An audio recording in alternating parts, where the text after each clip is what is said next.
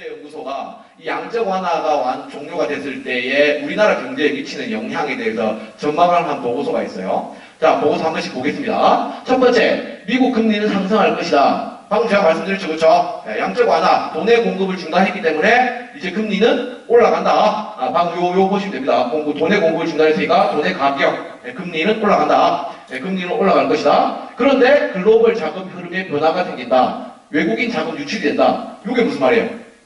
이게 무슨 말입니까? 비슷합니다. 거의 비슷합니다. 그러니까 즉 쉽게 생각하면 돼요, 여러분. 자, 미국의 금리가 만약에 10%입니다. 올라가가지고 금리 상승이 됐어요. 쉽게 생각하기 위해서 10%라고 치고요. 근데 우리나라 금리가 지금 보통 보면 부동산 대출을 하고 해도 2%, 3%대잖아요. 그죠? 자, 우리나라 금리는 은행에 한 2%, 3%를 줍니다. 여러분들 입장에서, 여러분이 투자자라고 생각해보세요. 2%, 3% 주는 한국과 10% 주는 미국과 어디다 투자하겠습니까? 당연히 미국에 투자하죠. 여기가 이자도 더 많이 쳐주고, 심지어 훨씬 더 시장도 넓고 더 안정적이에요. 우리나라보다. 당연히 미국으로 가죠. 즉, 미국 금리가 상승한다는 말은 한국에 있는 투자자들의 이 투자금이 어떻게 된다? 유출된다. 글로벌 자금의 흐름에 변화가 생긴다. 즉, 간단한 상황이. 다시 말하면, 이렇게 미국 금리가 올라간다는 말은 우리나라 이 금리의 시장의 저금리 상태이기 때문에 우리나라가 돈이 빠져나간다는 소리인데, 그래서 우리나라 정부는 어떻게 해야 됩니까? 빠져나가는 돈을 잡아야 될 거 아닙니까? 빠져나가게. 다시 말하면 국내 금리가 동반 상승할 수밖에 없다는 겁니다. 요게요, 올 하반기, 늦어도 내년 상반기 정도에 불보듯 뻔하게 벌어질 일입니다. 그러니까 정부에서 최근에 안심전환 대출이라는 거 막 시행했죠. 그렇죠? 그거 왜 했겠습니까? 안심전환 대출이 뭔지 아세요, 혹시? 고정금리로 바꿔준 겁니다. 그러니까 보통 이제 주택담보대출이 대체로 이제 5년 지나고 3년 지나면 변동금리로 바뀌잖아요. 그래서 이제 변동금리인 사람들한테 고정금리로 금리를 바꿔주는 거예요. 왜 바꿔주겠습니까? 또 왜 바꾸려고 하겠습니까? 올 하반기나 내년 상반기쯤 되면 금리가 이런 원리에 의해서 올라갈 수밖에 없기 때문에 변동금리인 사람들은 이제 금리가 시중금리가 올라가면 기준금리가 올라가면 시중금리가 같이 올라가니까 내가 지금 현재는 2%대 3%대 정도로 주택담보대출을 받고 있지만 이제 내년 하반기, 내년 상반기쯤 되면 예전에 여러분들 그 주택담보대출 받으면 얼마 정도 냈어요, 이자?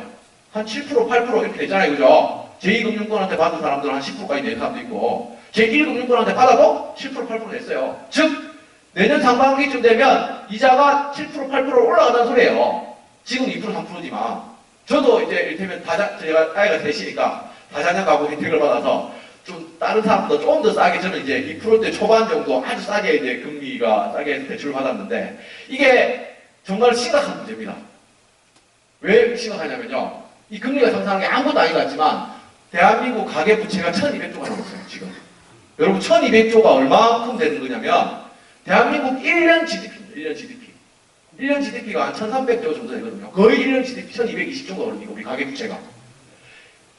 그것도 잘 알죠. 대한민국 정부의 한 해 예산이 얼마인 줄 알아요? 약 한 350조 플러스 마이너스. 즉 1200조란 말은 3년치의 대한민국 정부 예산보다 더 많다는 소리예요. 이게 지금 현재 우리나라 가계부채 상황입니다. 그런데 이렇게 되면 어떻게 되는 소리예요? 가계부채가 어마어마하게 증가해서 망할 수 있다는 겁니다. 현재도요, 가계부채 이자 수지를 보면 한 해에 마이너스 31조가 넘어요. 이자로만. 그러니까 가계들이 이자 수지라는 건 뭐냐면 가계들이 대출만 하는 게 아니잖아요. 월급 받으면 저축도 하잖아요. 그죠? 저축하면 받는 이자가 있고 그게 만약에 예를 들면 10만 원 받았으면 내가 대출로 나가는 이자는 얼마냐? 그걸 이제 계산한 거죠. 플러스 마이너스 해가지고 따져보니까 마이너스 31조다. 2000년대 전, 그러니까 1990년대, 그럼 2000년대 초반까지만 해도 이게 흑자 상태였거든요. 이자 수지가. 내가 내는 이자보다 받는 이자가 더 많은 상태였는데 그 2000년대 지나가면서부터 지금은 이제는 내는 이자가 훨씬 더 많아요. 한 해 이자로만 마이너스 31조를 꼴고 있다는 겁니다. 가계들이. 그만큼 현재 이 가계대출의 상황이 정말 심각합니다. 그러니까 이런 정도의 이 상황들이 이게 그냥 가만히 있을 수 있는 상황이 아니라는 거죠. 근데 문제는 뭐예요? 여러분들이 만약에 가계대출을 그렇게 심하게 하지 않았다 하더라도 그 타격을 여러분이 같이 받는 거예요.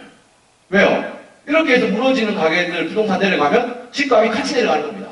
우리 집만 집값 안 내려가는 게 아니에요. 내놓을 수밖에 없게 되기 때문에 집값이 내려가는데 이게 이제 연쇄부대 현상으로 아까 이제 미국처럼 그렇게 극단적인 상황